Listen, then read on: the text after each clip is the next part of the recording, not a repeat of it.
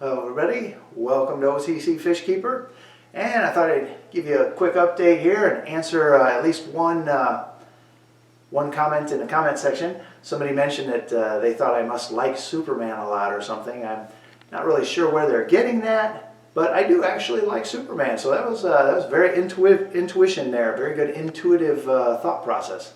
But meanwhile, on the rack here where we're going to put some tanks, I was hoping to put some 40 gallons on these stands and then down underneath as a filter.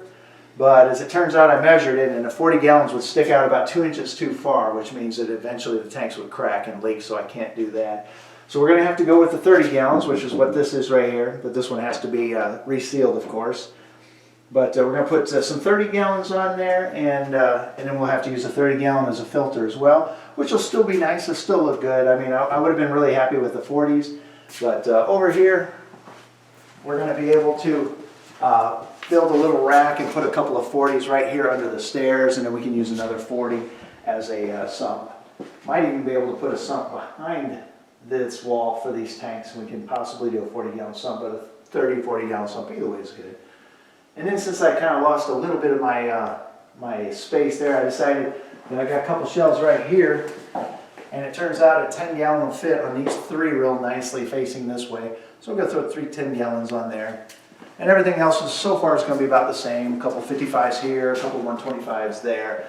And then out here now, we've got the first temporary tank set up, and I'll show you guys that.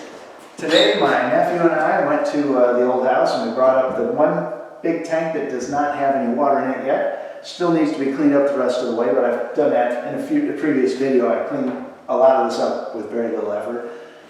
We made lids out of these things here, and haven't finished those. I made them a bit touch big, so I got to shave them down just a little bit, but they're basically right there. And these things are fantastic for lids. Some of the tanks I've been using these on, these things hold their shape, and they work exactly like you would hope. So they're awesome. We're going to fill this 125 up, clean it up, and once we got this thing set up, then I can go ahead and start bringing fish up here, and each tank I empty, then I can put the fish in this new tank, empty their tank, bring their tank up one at a time. In the meantime, I got to have electricity put to those walls, and I got to have some of the other tanks purchased, and I'm going to have to drill the 30-gallon tank. So we've got a little bit of work ahead of us, but I think it's going to be pretty nice. And this is temporary here. This is not going to stay here, but I am going to have them on this wall right over here. I'm going to have a stand and 2 125s stacked up here. And I'm going to put the 265 against that wall and maybe some other stuff over here. We'll see as we go. Trying to get it all worked out. But hey, until next time, enjoy. Hit that subscribe button. We've almost got 300. Let's blow that 300 out of the water. And I'll see you guys next time. Have fun. Oh, and in the meantime, I'm also going to give you a little video of my fish pond at the other house. When we took this one out, we opened up the big garage door. And when we opened up the big garage door, the natural light came in, and the 400-gallon fish pond looked awesome with all that light. So I got to find a way to light it better because it just looks so good lit up from the sun. So I'll show you a little video from that, and we'll see you guys next time. Yeah, we opened up the door and the fish pond looks really cool with all the light coming in from outside. Got to find a way to light this better. They're a little freaked out because I'm here and that's what they do. There's our big boy, 12 to 14 inches long.